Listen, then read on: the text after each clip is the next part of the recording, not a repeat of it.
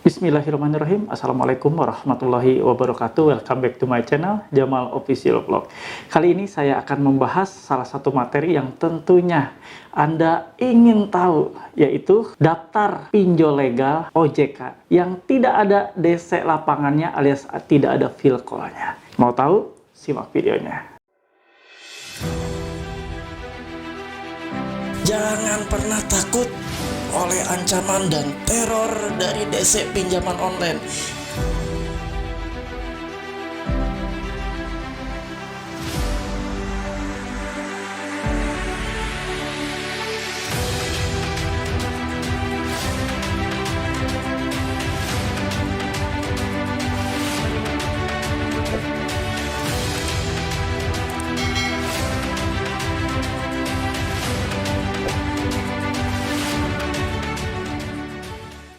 Alhamdulillah kawan-kawan bertemu kembali ya, tetap sehat tentunya. Dan saya pun berdoa buat kalian semua dimanapun berada, agar kalian tetap diberikan kesehatan oleh Allah Subhanahu wa Ta'ala, tetap diberikan ketenangan lahir batin, dan mudah-mudahan juga Allah meluaskan rezeki buat kalian semua. Amin ya rabbal alamin. Oke kawan-kawan semua, saya kali ini akan membawakan materi yaitu pinjol legal mana sih yang tidak ada DC lapangannya alias tidak ada field call-nya. Tentu ini adalah sesuatu hal yang kalian tunggu informasi ini, dan ini update. Karena ini adalah kumpulan informasi yang saya terima dan saya teliti ya beberapa hari ini dari semua postingan-postingan yang terdapat di grup Facebook Paguyuban Membasmi Pinjol Nusantara, baik itu yang ada di Facebook, yang ada di WA, maupun yang ada di Telegram. Saya sadur semuanya, lalu saya sajikan informasi ini ya, ada berapa puluh, nanti silakan kalian simak, dan mudah-mudahan ini menjadi penyemangat kalian, dan mudah-mudahan juga ini menjadi informasi yang baik buat kalian. Tapi saya juga mohon maaf dan mohon dikoreksi bila mana informasi yang ini ada sedikit kekeliruan, karena namanya data ya, tidak semuanya full, karena saya tidak mendapatkan langsung dari pinjaman online-nya, tapi berdasarkan dari penelitian setiap postingan-postingan maupun komentar, sharing, dan pembicaraan-pembicaraan antara saya dengan seluruh debitur yang ada di grup ya, ada di 3 grup. Dan alhamdulillah grup Facebook ini sudah belasan ribu member, dan mudah-mudahan info yang saya sajikan mendekati kebenarannya. Kalau misalnya ada yang mau koreksi, silakan tulis di kolom komentar. Oke teman-teman, kita langsung saja ya. Cus, kita lihat informasinya. Oke teman-teman semua, ya saya sajikan nih. Tapi sekali lagi saya hanya bisa sampaikan ke kalian bahwa data-data yang saya sebutkan ini adalah murni ya, bukan hasil dari informasi yang saya dapat dari pinjaman online-nya, yang saya dapat dari OJK misalnya, tapi ini data murni yang saya dapat dari hasil sharing teman-teman semua di 3 grup, yaitu di grup Facebook, Telegram, dan grup WA ya. Mudah-mudahan ini membantu kalian semua.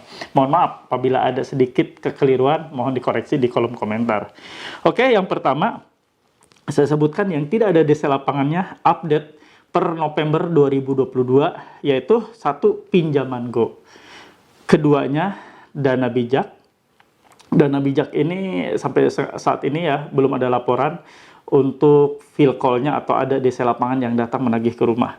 Kredinesia ya, terus Pinjam Yuk, UKU. Nah, UKU ini hanya sebatas di kelima ya, di kelima ini UKU hanya sebatas WhatsApp ataupun reminder ataupun menagih via WA, biasanya via SMS ya. Lalu keenamnya Pinjam Duit, ketujuhnya Bantu Saku, kedelapannya Uang Mi, kesembilannya Pinjam Gampang, ke-10 Win-Win, Pinjam Win-Win, ke-11nya Kredito, ke-12 ada Kami. Nah, ada Kami nih yang paling kencang nagihnya via WhatsApp. Tapi DC lapangannya belum pernah saya mendengar ataupun ada sharing dari debitur-debitur yang tergabung dalam grup yang didatangi oleh Ada Kami. Jadi sampai saat ini saya belum pernah menerima ya namanya Ada Kami field call-nya datang menagih ke rumah. Karena mungkin di satu sisi mereka sudah habis-habisan, sudah barbar di WA ya. Jadi mereka sudah melakukan penagihannya via WA dengan begitu kencangnya. Jadi mungkin mereka memaksimalkan untuk menagih secara online atau secara WA. Jadi tidak menurunkan field call atau kolektor lapangannya. Lalu Setelah itu ada dana fix, lalu 14-nya KTA Kilat. Nah, KTA Kilat nih, KTA Kilat banyak sekali ya laporan yang di WA. Lumayan kencang juga nih KTA Kilat ya untuk menagih. Bahkan ada beberapa nasabah sampai ketakutan oleh tagihan-tagihan yang dilancarkan melalui WhatsApp atau melalui SMS. KTA Kilat ini sering banget. Ya, biasanya itu mereka via SMS ya, via SMS yang seperti robot itu ya, via SMS yang di-blast. Lalu ke 15, Julo. Nah, Julo ini saya sampai dengan saat ini belum menerima laporan Julo melakukan penagihan lewat lapangan atau petugas kolektor lapangannya. Julo hanya sebatas mengirimkan biasanya via email ataupun via WhatsApp ya, tapi biasanya sih via email ya, melakukan penagihan. Dia menuliskan semua rinciannya lewat peringatan. Biasanya Julo memperingatkan nasabahnya peringatan 1, kedua, ketiga, bahkan kadang-kadang sesudah ketiga mereka mengulang kembali ke peringatan ke-1 ya. Banyak sekali ya, cuma saya tidak memberikan contoh di sini. Tapi data-datanya ada seperti itu ya. Julo kadang-kadang sudah ada peringatan 1, peringatan 2, peringatan 3, balik lagi dia ke 1 lagi, kedua lagi. Ya sudahlah ya. Hanya kalian tahu ya, cukup tahu saja. Ke-16 cash cepat, ke-17-nya ada modal, ke-18-nya Singa ID. Nah, Singa ID juga ini kencang di ngepresnya di WA ya. Biasa mereka ngepres di WA, bahkan ada juga yang di blast via SMS, lumayan agak kencang, agak barbar sekali, tapi kemarin 1-2 yang mengirimkan informasi bahwa dia ditagih oleh petugas lapangan dari Singa ID. Tapi saya belum memaksimalkan untuk penelusurannya benar atau tidaknya. Makanya saya nyatakan bahwa di sini Singa ID tidak ada penagih lapangan. Lalu ke-19-nya ada pundi, sama ada pundi juga via WA terus ya. WA terus ya, nggak ada bosan-bosannya, terus via WA. Lalu ke-20-nya cairin, lalu ke-21 Uatas, nah, lalu ke-22-nya modal nasional. Nah, ini ke-23-nya nih, 360 kredit. Nah, ini sama ya, banyak teman-teman juga agak sedikit komplain dengan cara-cara penagihan yang dilakukan oleh 360 kredit yang lumayan keras. Kadang-kadang mereka suka berasumsi, Pak, saya pinjam hanya di 360 kredit. Tapi saya ditagih kencang banget, Pak. Ditagih barbar sekali. Bahkan ditagihnya dia tidak menyebutkan dari aplikasi mana. Tapi saya hanya minjam di 360 kredit. Nah, seperti itu. Banyak yang aplikasi-aplikasi legal yang terdaftar dan berizin di OJK itu, dia melakukan penagihan kadang-kadang menyembunyikan dari aplikasi mana. Ya, kita tahu semualah. Mereka tidak mau ketahuan dengan cara-cara pressure yang terlalu keras, terlalu kencang. Karena mereka tetap ada di bawah naungan OJK dan tunduk serta patuh terhadap aturan yang diberlakukan oleh OJK, ya khususnya di peraturan POJK nomor 10 POJK.05 tahun 2022 tentang layanan pendanaan berbasis teknologi informasi. Nah, di sana dijelaskan ya, tidak boleh melakukan kekerasan penagihan secara verbal lewat komunikasi. Makanya mereka menyiasatinya dengan cara menyembunyikan identitasnya dari pinjaman. Jadi tidak pernah disebutkan ya. Misalnya salam hormat dari 360 kredit, salam hormat dari Kredivo, tidak pernah seperti itu ya kalau mereka keras. Tapi kalau misalnya yang nagih wajar-wajar saja masih diperlihatkan.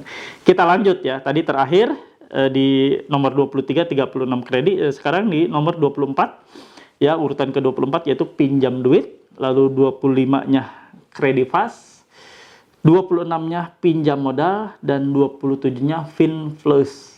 Itu ya yang berhasil saya himpun, ada 27 pinjaman online legal yang tidak ada DC lapangannya. Kawan-kawan, ini semata-mata bukannya saya memberikan angin segar buat kalian bahwa dengan tidak ada DC lapangan berarti kalian berhak seenaknya untuk ya melenggang kangkung lah, nggak ada DC-nya, ntar tiba-tiba besok ada DC lapangan sudah nongol ya. Dan saya mohon maaf kalau seperti itu, karena itu kita tidak mengetahui ya, di luar dari wawasan yang saya punya, di luar dari kemampuan saya menelusuri informasi. Jadi begini kawan-kawan, perkembangan di dunia pendanaan berbasis teknologi informasi ini kan begitu cepat ya. Mereka memberlakukan pembaharuan-pembaharuan. Bukan hanya di sistem informasi teknologi, tapi juga di sumber daya manusianya. Atau juga di SDM eksternalnya. Mereka bekerja sama dengan pihak-pihak tertentu, dengan pihak agensi, alih daya penagihan. Tentunya mereka ingin perusahaannya makin berkembang, makin lebih baik, dan sekaligus juga untuk menjaga kolektibilitas mereka agar tetap baik dan tidak jatuh. Makanya kita tidak tahu apakah hari ini yang saya sebutkan tadi tidak ada DC lapangannya 27 tadi, tidak ada DC lapangannya per hari ini, apakah mereka saat ini sedang menyusun untuk menyiapkan DC lapangannya, untuk menyusun kerjasama dengan pihak ketiga atau alih daya penagihan atau agensi untuk menyediakan petugas lapangannya untuk nasabah-nasabah yang menunggak atau gagal bayar untuk segera dikunjungi. Kita tidak tahu ya. Ini hanya sebatas, tadi saya bilang dari awal video, hanya sebatas saya mengumpulkan seluruh informasi yang saya terima, lalu saya himpun dan saya susun. Sehingga muncullah tadi 27 pinjol legal OJK terdaftar dan berizin OJK yang tidak memiliki DC lapangan ya. Mudah-mudahan ini menjadi sumber pengetahuan dan wawasan buat kalian semua. Halo teman-teman semua, jangan lupa untuk subscribe channel YouTube Jamal Official Vlog, lalu aktifkan loncengnya untuk mendapatkan notifikasi video-video terbaru. Terima kasih. Dan saya mengingatkan ke kalian semua, kalaupun ada DC yang datang ke rumah Anda, saya selalu mengingatkan kepada kalian semua, agar kalian siapkan pertama mental, keduanya kalian harus mengerti apa sih yang harus kalian tanyakan pertama kali ketika DC datang ke rumah. Apa itu yang harus dipertanyakan oleh nasabah kepada DC-nya? Yaitu pertama harus menunjukkan identitas mereka berupa ID card. ID card mereka harus sama namanya dengan KTP si pembawa surat tugas atau si pembawa ID card. Lalu keduanya harus minta ditunjukkan surat tugas. Surat tugas yang benar itu surat tugas yang isinya ada nama nasabah. Jadi surat tugas itu tertuju menagih kepada siapa? Kepada nasabah. Nasabah atas nama siapa? Alamatnya ada tertera dengan jelas. Di sana juga tertera nilai nominal tertunggaknya yang paling update, terbaru, harus ada di dalam surat tugasnya, ya. Dan tidak itu dan surat tugas itu bukan di handphone. Yang tertera akumulasi dari nunggaknya itu sudah berapa, nilai top minimal atau nilai amount-nya itu berapa, itu bukan di HP, tapi di surat tugas. Jadi di dalam surat tugas itu ada kop suratnya. Lalu di dalam surat tugas juga ada pemberi tugas dan penerima tugas. Lalu di sana tertuju kepada siapa nih surat tugas itu ya. Harus jelas. Tertuju kepada nasabah, kepada alamatnya nasabah di mana, dan nilainya harus tertera. Nilai nominal tunggakannya tertera. Lalu dalam surat tugas tersebut ada expired date-nya ya. Dan yang terakhir, harus menyertakan atau memperlihatkan sertifikasi profesi penagihan, dan ini wajib dimiliki oleh seluruh petugas penagihan dimanapun berada. Mereka mau menagih, mau di seluruh kawasan Indonesia, wajib memiliki sertifikasi profesi penagihan, karena itu menunjukkan bahwa yang bersangkutan sudah berkompeten sebagai juru tagih atau penagih dari pinjaman online. Kalau internal ya. Lalu kalau misalnya dari eksternal, dari pihak ketiga, misalnya sudah 90 hari lebih Anda ditagih, kemungkinan besar itu sudah ditagih oleh pihak ketiga.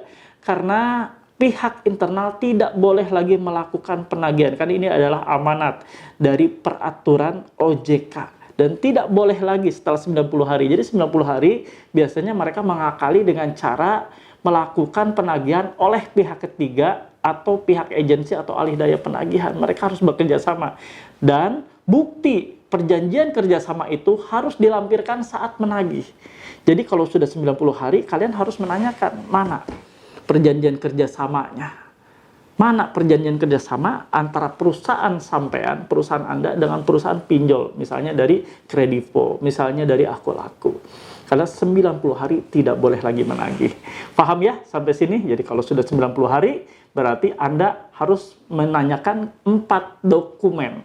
Yaitu 1, saya ulang, ID card, 2-nya surat tugas, 3, sertifikasi profesi penagihan, lalu 4, dokumen perjanjian kerjasama antara pihak agensi dengan pihak pinjaman online-nya. Paham ya sampai sini? Mudah-mudahan kalian memahaminya dan mudah-mudahan ini menjadi informasi yang terbaik dan informasi yang akan menambah wawasan kalian ke depannya. Bila mana kalian suatu saat dikunjungi, ditagih oleh DC dari pinjaman online legal ini. Kalau DC ilegal, sangat tidak mungkin mereka datang. Kalau DC ilegal datang berarti namanya bunuh diri. Oke teman-teman, itu saja informasi yang mau saya bagikan. Mudah-mudahan kalian semua bisa memahaminya dan mudah-mudahan kalian semua bisa hijrah ya. Kita tinggalkan, kita sama-sama belajar kawan-kawan. Kita tinggalkan pinjaman online. Tidak ada satupun manfaat yang bisa kita petik. Berjuta-juta uang, berpuluh-puluh juta sudah kalian keluarkan hanya untuk membayar bunga pinjaman online. Bahkan ada beberapa kawan kita, saudara-saudara kita yang sudah membayar perpanjangan berkali-kali. Tidak ada manfaatnya kawan. Perpanjangan hanya memperkaya mereka yang memiliki perusahaan, memperkaya owner-owner dari pinjaman online ini. Mereka tertawa di atas penderitaan kalian. Kalian banting tulang. Siang malam kalian bekerja, menguras keringat kalian, meninggalkan anak istri hanya untuk membayar pinjaman online, hanya untuk memperkaya mereka. Stop kawan, jangan lagi melakukan pinjaman online, cukup sudah. Kalian sudah menderita, sudah dipermalukan, cukup sudah ya. Kalian yang sudah dipermalukan, ya sudah, tidak usah bayar aja sekalian. Karena kita tahu ya, cara-cara mereka untuk membalikan kembali dana-dana yang sudah ada di nasabah, berbagai cara mereka lakukan. Kita sudah berkali-kali memviralkan video-video yang begitu barbarnya, tapi tidak ada satupun tindakan yang nyata. Tidak ada satupun pelaku-pelaku tersebut yang ditegur atau diberikan sanksi yang keras dan tegas oleh pihak OJK. Sudah, tidak ada lagi perlawanan selain dengan cara gagal bayar. Gagal bayar adalah upaya terakhir kita. Gagal bayar adalah upaya kita untuk mendobrak kearoganan yang dilakukan oleh para pelaku usaha pinjaman online, khususnya para DC-DC pinjol yang arogan. Padahal DC pinjol itu kalau misalnya mereka berpikir, mereka ada itu karena nasabah yang menunggak. Mereka bisa makan karena pembayaran dari nasabah. Kalau nasabah sekarang dibuat tidak semena-mena, dibuat dipermalukan sedemikian rupa, diintimidasi, diteror sedemikian rupa, kalau nasabah gagal bayar, debitur gagal bayar, mereka nggak bisa makan sebenarnya. Mereka nggak bisa punya gaji. Harusnya mereka berpikir sampai seperti itu. Oke kawan-kawan, saya tutup saja untuk video kali ini. Mudah-mudahan bermanfaat sekali lagi buat kalian semua. Dan silakan sampaikan dan share ke teman-teman kalian yang saat ini membutuhkan. Mudah-mudahan ini salah satu pahala jariah yang akan kalian dapatkan. Amin ya rabbal alamin. Saya mengajak kalian semua untuk beristighfar ya kawan-kawan. Karena dengan istighfar ini kita memohon ampun kepada Allah. Kita benar-benar menyerahkan diri dan kita benar-benar meminta ampun, taubat yang sebenar-benarnya. Tidak lagi mengulangi perbuatan yang sama, tidak lagi terjerat ke dalam pinjaman online. Mudah-mudahan segala doa yang kita panjatkan Allah mendengarkannya dan mudah-mudahan setiap kita diberikan kebaikan-kebaikan yang turun dari Allah Subhanahu wa taala. Yuk kita beristighfar sama-sama. Astaghfirullahalazim. Astaghfirullahalazim. Astaghfirullahalazim. Ayo teman-teman, ucapkan astagfirullahaladzim. Mohon ampunan dari Allah. Ya Allah ya Rabb, berikan ampunanmu, turunkan ampunanmu atas kami semua ya Allah. Kami yang terus menerus mengulang-ulang kesalahan yang tidak Engkau ridhoi ya Allah, terjerumus ke dalam jerat riba, khususnya riba pinjaman online. Ampuni kami ya Allah, perbaiki rezeki kami, perbaiki urusan-urusan kami ya Allah, perbaiki seluruh sendi kehidupan dan hidup kami ya Allah. Mudahkan segala ikhtiar, usaha, pekerjaan, apapun yang kami lakukan, aktivitas-aktivitas ya Allah, hanya untuk memenuhi kebutuhan keluarga, hanya untuk menggapai ridho-Mu ya Allah. Ampuni kami semua, berikan kami juga kesehatan yang terbaik, agar kami dapat menjemput dengan maksimal rezeki-Mu yang halal. Amin ya rabbal alamin. Alhamdulillah teman-teman semua, mudah-mudahan kita selalu dalam keriduannya dan mudah-mudahan kita menjadi insan yang hijrah, insan yang istiqomah. Sekali lagi hijrah dan keluar dari jeratan riba pinjol yang saat ini benar-benar mendera hidup kita semua. Terima kasih yang sudah menonton. Sampaikan video ini dan share sebanyak-banyaknya kepada teman-teman lainnya. Mudah-mudahan sekali lagi ini adalah sebagai pahala jariah ketika kalian sudah men-share ini untuk mengajak teman-teman lainnya segera hijrah dan untuk memberikan solusi kepada teman-teman lainnya. Terima kasih. Sampai ketemu di episode selanjutnya. Mohon maaf apabila ada kesalahan, lisan-lisan yang keluar yang tidak menyenangkan buat kalian semua. Mohon maaf ya, karena kesalahan murni milik manusia dan kesempurnaan tentunya satu-satunya milik Allah Subhanahu wa Ta'ala. Terima kasih. Wabillahi taufiq wa hidayah. Wassalamualaikum warahmatullahi wabarakatuh. Bravo.